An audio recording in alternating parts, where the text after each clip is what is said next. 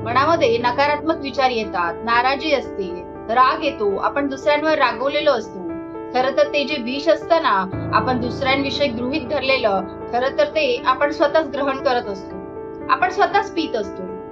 आपण ज्या व्यक्तीविषयी नकारात्मक विचार करत आहोत, त्या व्यक्तीविषयी आपण जे विष आपल्या मनामध्ये कालवून घेत आहोत, ते विष ते समोरची व्यक्ती पित नसते, तर ते विष आपण स्वतःच पित असतो. ते विष पिऊन आपण स्वतःच मरणार असतो, ना की तिथली समोरची व्यक्ती. खरं तर आपण ते विष पिऊन स्वतःला मानसिक दृष्ट्या आणि शारीरिक दृष्ट्या स्वतःला आपण कमजोर करतो. उदाहरण जर द्यायचं झालं ना, तर तुम्हाला मी एका गृहिणीचं उदाहरण देते. समजा की त्या गृहिणीच्या घरी एक कार्यक्रम आहे, एखादा कार्यक्रम आहे. त्या कार्यक्रमामध्ये ना बरेच पाहुणे येतात आणि ती स्वतःच्या हाताने ना खूप सुंदर सुंदर डिश बनवलेलं असतं, खूप सुंदर सुंदर जेवण बनवलं असतं, डेकोरेशन पण खूप छान करते ती सगळ्या गोष्टींचं. खरं तर ना बरेच लोक ना तिला कॉम्प्लिमेंट पण देतात, तू खूप छान जेवण बनवलंयस, खूप छान सगळा कार्यक्रम आहे. पण त्याच कार्यक्रमामधील एक व्यक्ती त्यातली असं तिला बोलते की त्या भाजीमध्ये ना थोडंसं मीठ कमी होतं किंवा ती भाजी ना थोडी तिखट होती.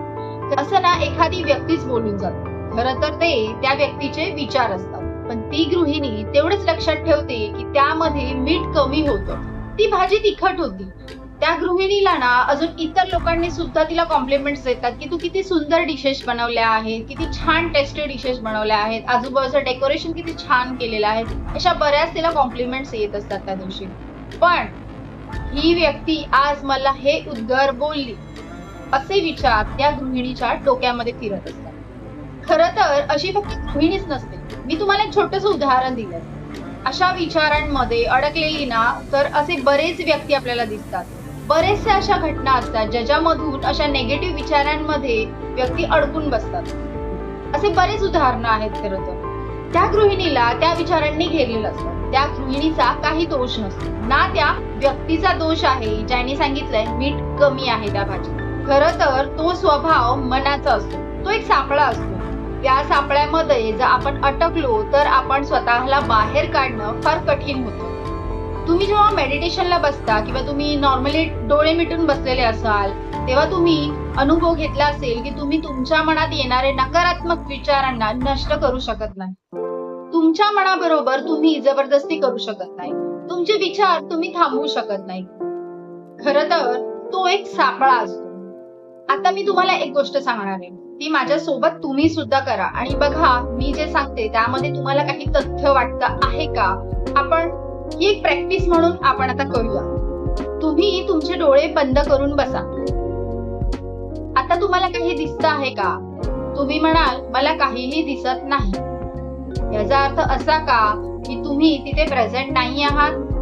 तुम्ही इथे प्रेझेंट आहात. तुमचं अस्तित्व तिथेच आहे. जरी तुम्ही तुमचे डोळे बंद केले असले तरी सुद्धा तुमचे तिथे अस्तित्व असतं. तुम्ही तिथे प्रेझेंट असता. तुम्ही डोळे बंद केले म्हणून तुम्ही तिथे नाही असं नाही होत. खरं तर तुमचे विचार आणि तुमची भावना ह्याच्या पुढे सुद्धा तुमचं अस्तित्व आहे. हे जेव्हा तुम्हाला समजेल ना, तेव्हा नकारात्मक विचार किंवा कोणतेही विचार तुमच्यावर हावी नाही होऊ शकत किंवा कोणीही तुमच्यावर हावी नाही होऊ शकत. तुम्ही जेव्हा स्वतःला ओळखणं बंद करता तेव्हा तुमच्यामध्ये एक दुरावा निर्माण होतो आणि मग शारीरिक आणि मानसिक आजार व्हायला सुरुवात होते. आपल्या आजूबाजूला नकारात्मकता असते तेव्हा आपल्या मनात, आपल्या शरीरात सुद्धा नकारात्मकता असते आणि म्हणूनच आपण शारीरिक आणि मानसिक आजारपणांना वेलकम करतो. खरं तर आपण स्वतःला ओळखणं फार गरजेचं आहे. आपल्याला काय हवं आहे, आपल्याला कसा आनंद हवा आहे, कोणाकडून आनंद हवा आहे, हे सगळे प्रश्न, वेगवेगळ्या प्रकारची वेगवेगळे प्रश्न आपण स्वतःला सातत्याने विचारले पाहिजे. त्यानंतरच तुम्हाला तुमची स्वतःची ओळख पटेल.